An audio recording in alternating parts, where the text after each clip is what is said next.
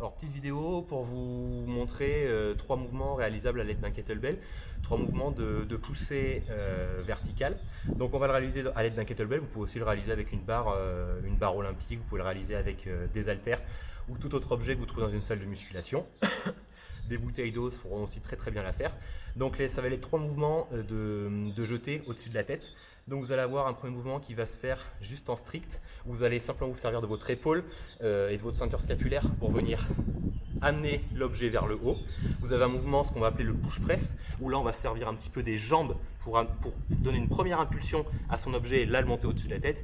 Et vous avez le dernier mouvement qui va être un jeté complet, où là on va s'aider complètement des jambes et on va essayer de passer sous son objet pour l'avoir au-dessus de la tête, bras tendus. Voici les trois mouvements.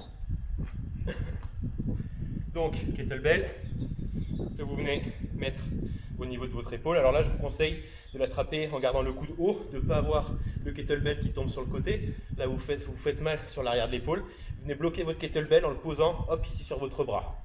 On vient s'équilibrer avec l'autre bras de l'autre côté. Les abdos sont serrés, fessiers engagés, abdos engagés. Je regarde loin devant moi. Premier mouvement de strict press. Là, on va simplement développer l'objet au-dessus de sa tête sur un mouvement strict.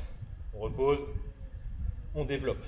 On vient stabiliser en haut, l'oreille au niveau du biceps, plutôt le biceps au niveau de l'oreille. Je viens stabiliser et pousser. Premier mouvement. Second mouvement, position de base initiale comme tout à l'heure. Là, je vais simplement venir m'aider des jambes. Contrôle avec les abdos. Je défixe un petit peu les genoux. Je viens amener les fesses un petit peu en arrière.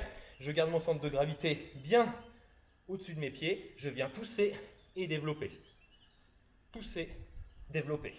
Donc là, je mets des jambes, abdos toujours serrés.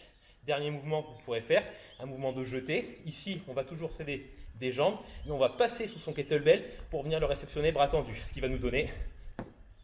Et je me redresse. Je ramène position initiale, je pousse, je passe dessous, je me relève. Je descends, je pousse, je passe dessous et je me relève. Voilà les trois mouvements que vous avez à faire en poussée verticale avec un kettlebell.